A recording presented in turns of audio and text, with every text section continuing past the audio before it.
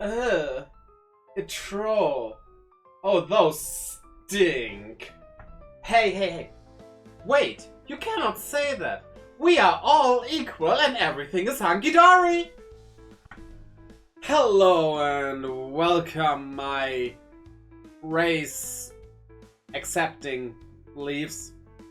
Yeah, the introduction here was kind of hard to find.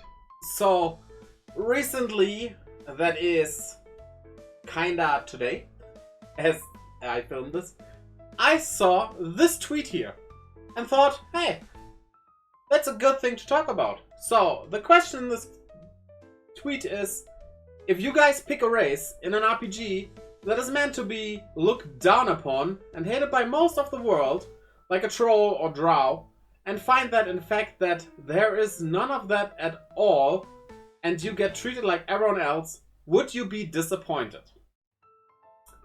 Yes, I would be very disappointed. Not because I want to be looked down upon, but, you know, when you are creating well, it doesn't need to be a game, it can also happen in books, of course. When you create a world with different races, and by that I don't mean races like different skin colors for human. Human is still just one race. But like trolls, elves, dwarfs. If you make all of them be equal, like treated equal, they can be equal, of course, in standing. That depends on how you create the world. But them being treated equally, why have them at all then? What is the point to having different races in a world if it doesn't matter which race someone belongs to? This, of course, does not mean to be a negative. That doesn't mean a race has to be looked down upon, but that's also some way of storytelling you can do. It can be about discrimination of dwarves by elves, because that's how that goes in a lot of media. Dwarves are looked down upon by elves, probably because elves are just much higher in body height. But if you remove that and they're all the same, I don't know. I don't see the point.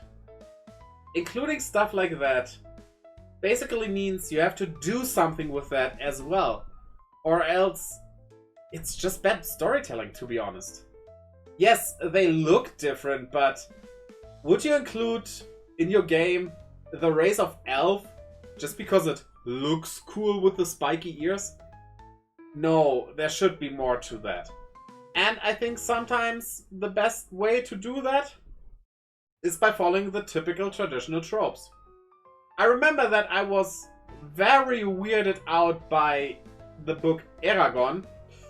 Yeah, it's not that great of a series, I know. I only read the first book. And there were dwarves. Dwarves that use magic? Like elves? Like, huh? And that is where, like, optics also come into play. You have dwarves, these small, really bulky, musculous guys and girls. Sometimes the girls also have beards. Nothing wrong with that. You can do that if you want. Why not? It's a different culture. But their body build, and that's usually a dwarf's natural body build, being this muscular and everything, that doesn't scream mage to me, or wizard, or whatever you want to call it. And it's not necessary for them to be. I have no idea if World of Warcraft allows that every race can be every class, but why not limit certain races when it comes to the classes they can choose as well, right? Like, elves are living in forests mostly, or if we go away from elves, if you create a race that lives predominantly in the forest and is very intelligent and, you know, like that. Living in a forest probably would make you a good archer because you have to hunt for prey. Except if that race is like completely vegan, then what? In that case, then why would they be good with a hunting tool? See, there is logic applied here. And high intelligence, yeah, that fits magical creatures. Or creatures using magic. Mages, sorcerers, wizards, whatever. that definitely works very well. While if you create a race that lives wherever, like, let's say they live in a mountain and they are really muscular naturally. We were talking about natural stuff, right? Not like they trained so much they became muscular. No, they are born that way. They are born with the affinity for building muscles. Then definitely give them like axes, hammers, swords. Give them weaponry. They can crush things. But giving them magic is like... It's like trying to use a gamepad as a mouse on your PC. I mean, it works. But it's kind of pointless if you have a much better option that's much more efficient. And the whole fun about different races in games is that they are different. And to get back to the question of the beginning, part of that, of course, is discrimination, or doesn't have to go as far as discrimination maybe, but just being looked down upon. Some race, or most people of a certain race, see a different race as inferior due to whatever reason. If you look into the real world, rich people look down on the smaller people that bake your bread and stuff. But you still want to eat that bread, right? You rich people? So think about that. But that's how things are. That is in the nature of humans, and probably would be in the nature of other creatures that are similar to humans as well. So if in a game you can choose a race, but it doesn't do anything, there is no change whatsoever, then just don't make the player be able to choose a race. There is a certain caveat to that though. I would definitely agree that in an online RPG, where the story doesn't matter much, that is key here, and where the race is more about what you can do as a character, like that race is more physically inclined, that race is a more magical race, then you have the differences in the gameplay. Not in the story so much, because the story is just a thing to give you something to do, but it's not the forefront thing, so whatever. Then it doesn't matter.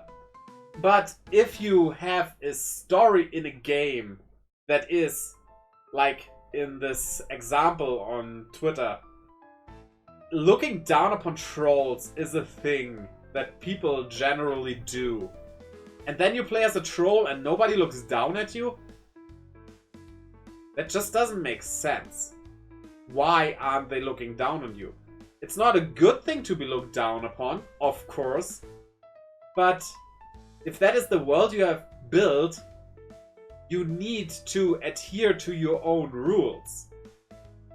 Even fantasy worlds aren't just working however you want. Magic isn't just a thing you can say, oh, it's magic. No, magic has to be a system. The system can be different, like people can have magical energy. If that's gone, they cannot magic anymore until they replenish it. Or one thing that I would have in mind is magic exists, but people cannot use magic. Only basically put magic in things, so you can have magical items, like make stones that are exploding when you throw them. But they cannot like go like explosion and then something explodes. Something like that. There are limitations. You can put on limitations like that. And you gotta follow these rules then. If you have rules the world needs to follow, then you as the writer have to follow them as well. Which does not mean you cannot make an exception to the rule. For example, Avatar: The Last Airbender. The rule of the world basically is everyone can only use one element in bending, if any at all. But then you have the exception to that rule in the Avatar. A special character. Of course, this will not work for an online game, because not everyone can be the avatar.